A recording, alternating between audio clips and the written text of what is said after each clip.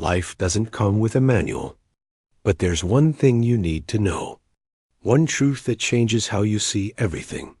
And somehow, nobody tells you this. Not when you're young. Not when you're struggling. Not when you need it most. Rumi discovered this truth 800 years ago. And it's so simple, so obvious once you hear it, that you'll wonder why it took so long. Here's the one thing nobody told you about life. The truth is this. Life is not a problem to solve. It's a reality to experience. And the moment you stop trying to solve it and start experiencing it, everything shifts. Not because your circumstances change, but because your relationship to your circumstances changes. This sounds simple, almost too simple. But it's the thing that most people miss their entire lives. They spend decades trying to solve life, trying to get it right, trying to reach the point where everything finally works. And they never get there, because there is no there. There's only here, and here is not a problem. Here is just what's happening, but nobody tells you this. Instead, from the moment you're born, you're taught that life is something you need to figure out, something you need to win at, something you need to optimize and perfect and control.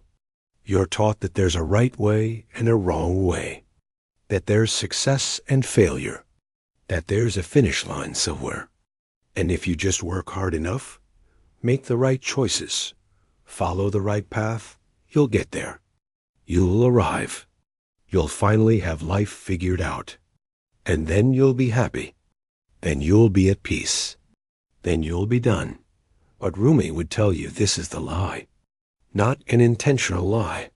Just a misunderstanding that gets passed down generation after generation. Because the people who taught you were taught the same thing. And they spent their lives trying to solve life too. Trying to arrive. Trying to get it right. And they never did. Because you can't. Because life is not that kind of thing. Life is not a puzzle with a solution. Life is not a game with a win condition.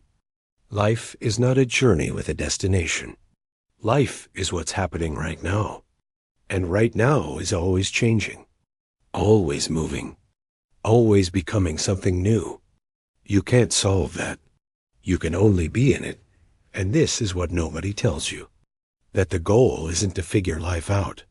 The goal is to live it, fully, presently, without waiting for some future moment when everything finally makes sense. Because that moment doesn't exist. There will always be uncertainty. There will always be questions. There will always be things you don't understand. That's not a flaw in your life. That's life. That's what it means to be alive. To be in constant change. Constant unknowing. Constant becoming. And the sooner you accept that, the sooner you stop suffering about it. Because most of your suffering comes from trying to solve what can't be solved. From trying to control what can't be controlled. From trying to make life fit into the neat little box you think it should fit into. And when it doesn't fit, when it keeps being messy and complicated and unpredictable, you think something's wrong. You think you're doing it wrong. You think you're failing at life. But you're not. You're just trying to do something that can't be done. You're trying to freeze something that's meant to flow. And the friction between what you're trying to do and what life actually is, that's where the suffering lives. Rumi saw this clearly. He watched people exhaust themselves trying to control their lives, trying to make everything secure and predictable and permanent. And he saw that this effort was the very thing making them miserable. Because life is not secure. Life is not predictable. Life is not permanent. Life is change. Constant, relentless, beautiful change. And when you fight that change, when you resist it, when you try to make it stop so you can finally relax, you're fighting reality itself. And you can't win that fight. Nobody can. Reality always wins. Always does. So what's the alternative? If you can't solve life, if you can't control it, if you can't make it fit your plan, then what? Do you just give up? Do you stop trying? Do you become passive and let life happen to you? No, that's not what Rumi taught. He taught something more subtle, something harder. He taught that you shift from solving to experiencing, from controlling to participating, from resisting to allowing. You stop asking, how do I fix this? And start asking, what is this?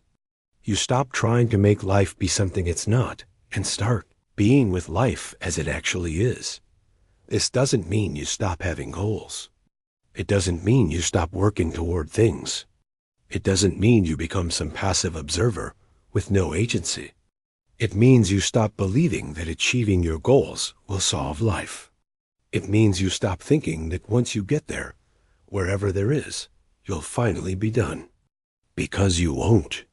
You'll just have new circumstances, new challenges, new unknowns. And if you're still in solving mode, you'll just start trying to solve those. And you'll still be exhausted, still be frustrated, still be waiting for life to finally start making sense. But if you shift to experiencing mode, everything changes.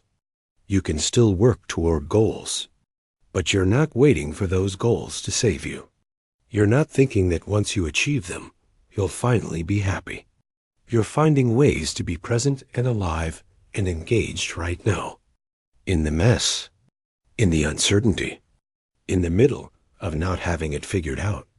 Because that's where life actually is. Not in some imagined future where everything is perfect, but here, now, in this imperfect, complicated, beautiful moment. And here's what Rumi discovered. When you stop trying to solve life and start experiencing it, you actually become more effective, not less, because you're not wasting energy fighting reality. You're not exhausted from trying to control everything. You're working with what is instead of what you wish it was. You're responding instead of reacting. You're adapting instead of rigidly insisting. And this makes you more capable, more resilient, more alive. Not because you've figured everything out, but because you've stopped needing to. This is what nobody tells you. They tell you to work harder, to plan better, to be smarter, to get your life together. But they don't tell you that getting your life together is not actually possible. Because your life is not a thing you can get. Your life is what's happening while you're trying to get it together. And the more you focus on getting it together, the more you miss what's actually here. The actual experiences, the actual people, the actual moments, all passing by while you're in your head trying to solve the unsolvable. Rumi would tell you to come out of your head, to come into your life, not later, not when everything is perfect, now with everything imperfect, with everything uncertain, with everything exactly as it is, and to ask yourself, not how do I fix this, but what can I experience here? What can I notice? What can I feel? What can I learn? What can I be present for? These questions don't solve anything, but they do something better. They bring you into reality, into the actual moment you're living. And that moment is all you ever have. That moment is where life actually happens. And when you start living from this place, when you start experiencing instead of solving, something shifts in you. You stop being at war with your life. You stop feeling like everything is a problem that needs fixing. You start to see that some things are just what they are. They're not good or bad. They're not success or failure. They're just part of the experience of being alive. And you can be with them. You can feel them. You can learn from them. You can let them shape you, without needing them to be different, without needing to solve them, without needing life to be anything other than what it is not.